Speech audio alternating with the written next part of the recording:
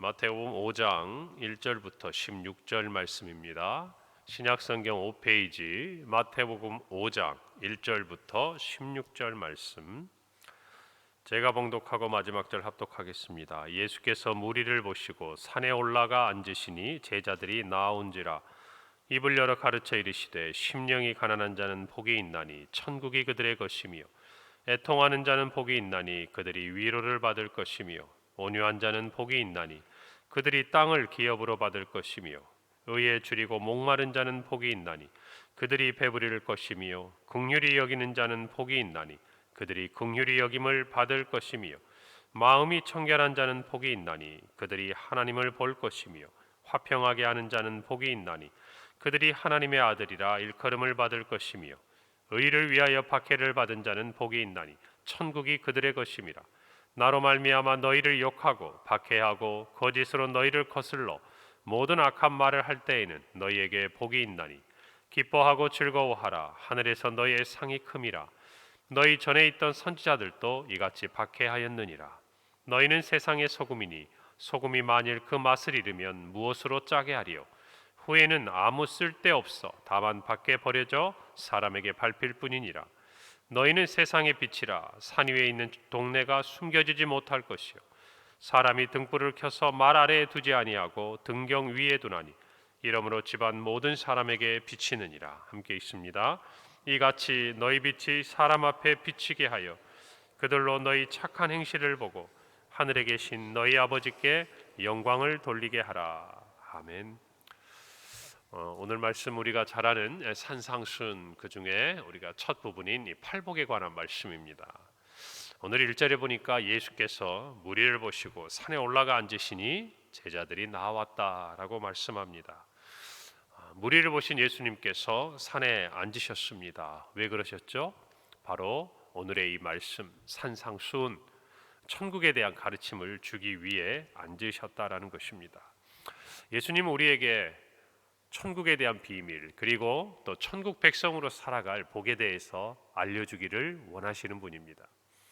그 자신이 하나님의 나라가 임하는 하나님의 놀라운 구속의 은혜 아래에서 친히 육신의 몸을 입고 이 땅에 오셨습니다. 예수님은 가르쳐주고 싶어 하시고 들려주고 싶어 하신다는 것이죠. 그때 제자들이 예수님께 나왔다라고 성경은 기록합니다. 예수님 앞으로 우리는 나아가야 합니다.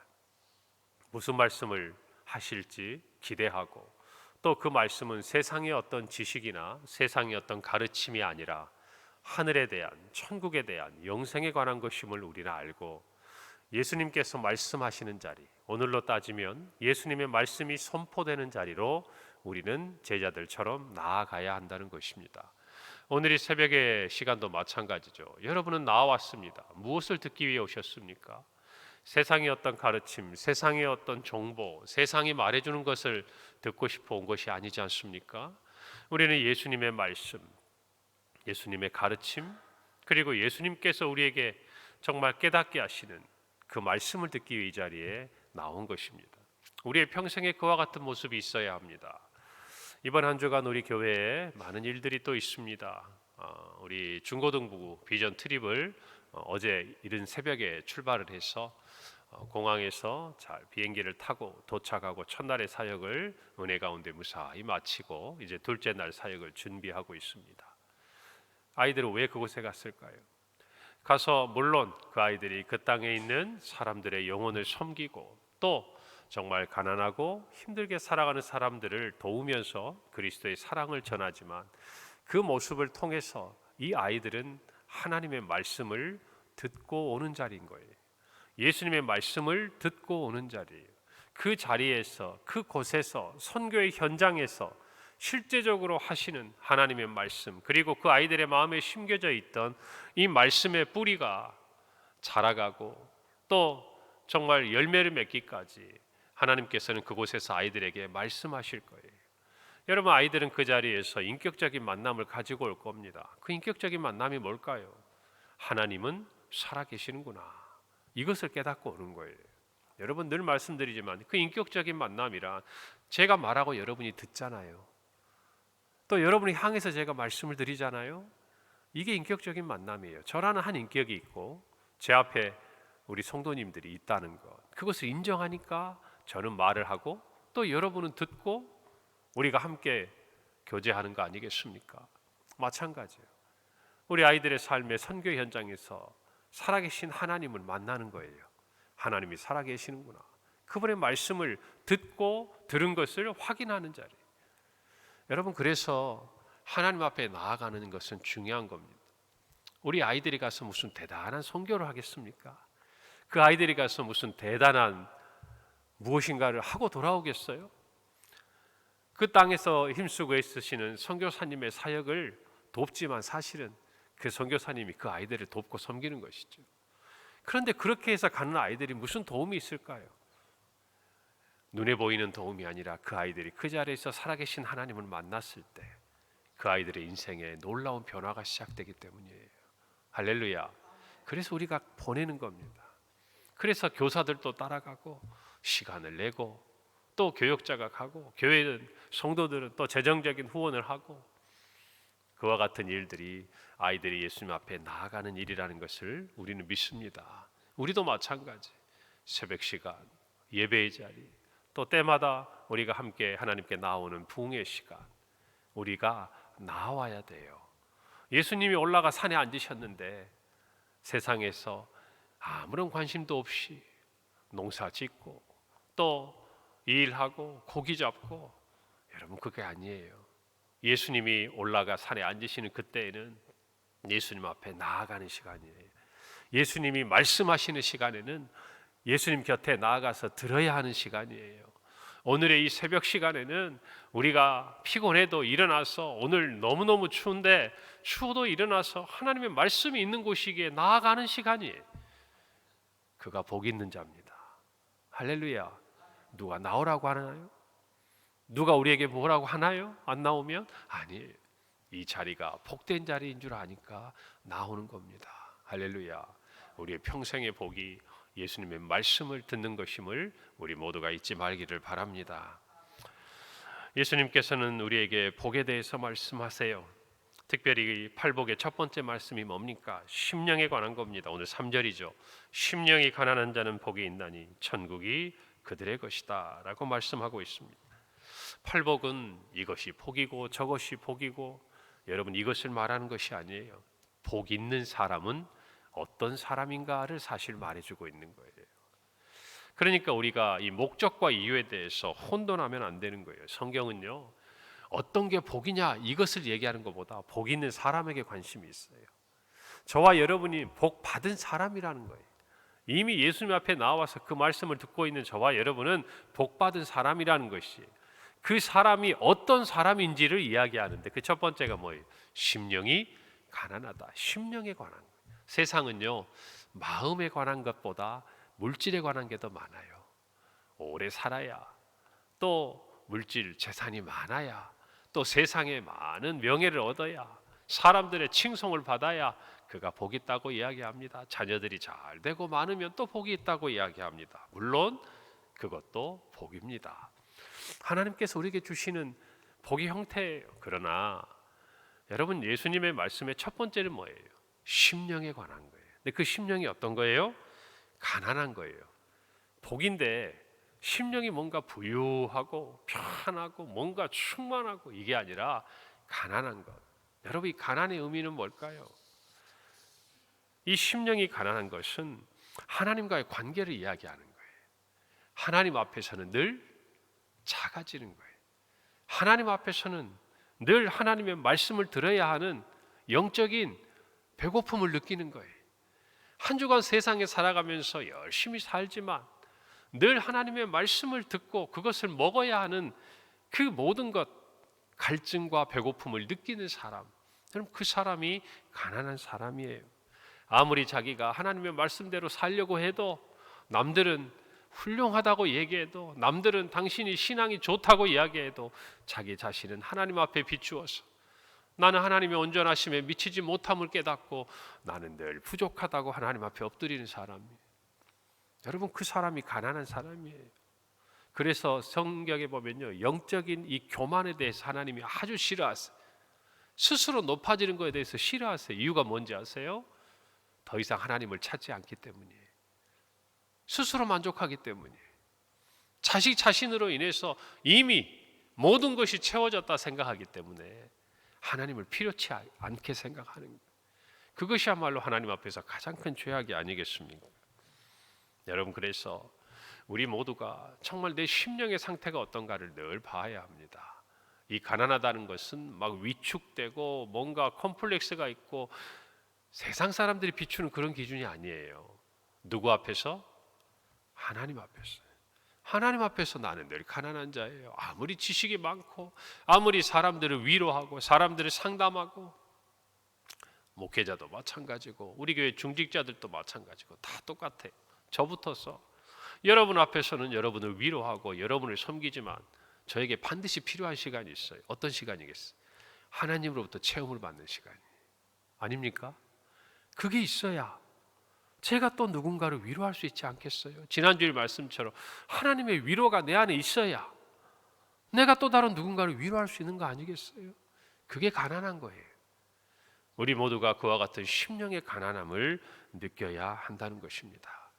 여러분, 성경에 보면 예수님이 그런 말씀하셨어요. 부자가 천국에 가기가 어렵다. 왜 그렇습니까? 부자가 문제가 아니에요. 부자들이 갖는 일반적인 성향이 있어요. 뭐예요? 물질을 의지해요. 자랑해요. 그것을 힘으로 삼기가 쉬워요. 그럼에도 불구하고 하나님을 힘으로 삼는 부자가 있다면 그는 참으로 복받은 사람이에요. 여러분, 그런데 예수님의 이 말씀은 뭔가 하니 너희들 부자가 되지 말라는 게 아니라 부자들이 갖는 하나님 앞에서의 그 부유한 마음들, 부족함이 없다고 하는 마음들, 예수님의 비유에 나타난 어리석은 부자처럼 내 영혼아 이제는 편히 먹고 쉬자고 자기를 향해 말하는 이 세상의 부자들의 그 마음들이 하나님을 향해 나아가는 가장 큰 걸림돌이 된다, 그 말이에요. 그 물질보다 더. 무슨 말씀인지 아시겠어요? 부자가 아니고 그저 평범하게 살아가는 사람이라 할지라도 그 마음이 가난하지 못하면 그 또한 천국에 가기가 어려운 것이죠.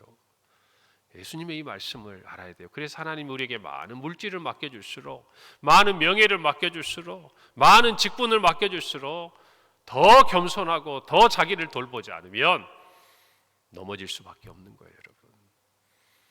그런데 뭐라고 그러세요? 이 심령이 가난한 자가 복이 있다 해서 복이 있다. 왜? 천국이 그들의 것이기 때문이다. 여러분, 그래서 저와 여러분은요 늘 하나님 앞에서 우리의 마음을 돌아봐야 됩니다. 할렐루야. 오늘 여러 말씀이 있습니다마는 무엇인가 매력적인 게 있습니까?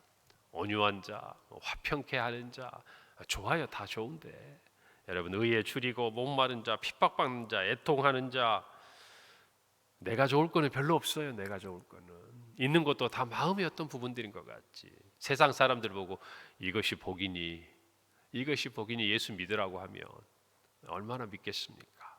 그런데 진정한 복은 바로 여기에서 출발하는 거예요. 다시 말하면 복 받은 사람의 삶의 모습은요, 예수 그리스도라는 복을 받은 사람의 삶은요 이와 같은 모습으로 나타나게 된다라는 거예요. 할렐루야. 이것을 알고 저와 여러분에게 주님이 말씀하신 이와 같은 모습이 있는가 돌아볼 수 있기를 바랍니다. 복 있는 하나님의 백성은 세상에서 평안하고 마냥 형통한 게 아니에요. 오늘 11절 12절을 보니까 나로 말미암아 너희를 욕하고 박해하고 거짓으로 너희를 거슬러 모든 악한 말을 할 때에는 너희에게 복이 있나니 기뻐하고 즐거워하라. 하늘에서 너희의 상이 크다. 너희 전에 있던 선지자들도 이같이 박해를 받았다라고 말씀하고 계십니다. 기뻐하고 즐거워하랍니다. 핍박하고 고난을 받으면서도 왜요? 그것이 복 있는 사람의 증거라는 것이. 무엇을 위해서? 예수 그리스도를 위해서. 무엇을 위해서? 복음을 위해서라. 오늘 저와 여러분이 어떤 복을 기대하고 있는지 마음속으로 잘 새겨보세요. 물론 예수님은 우리에게 삶을 살아가면서 늘 고난과 핍박과 환난 속에 살 것이라고 얘기하신 게 아니에요. 하나님이 먹고 입히고 자고 채워주신다고 약속하셨어요. 그러나 진정한 복은, 하늘의 복은 이 땅에서 무엇인가 그 복받은 사람의 모습으로 드러나는데 이와 같은 고난의 모습도 있다라는 것입니다. 이것을 두려워하지 말라는 거예요. 왜요? 이것보다 우리가 받은 복이 더 크다라는 거예요. 우리가 받는 이 고난은 장차 우리에게 올 영광과 좋게 비교할 수 없기 때문이라는 것이에요. 그래서 복이에요.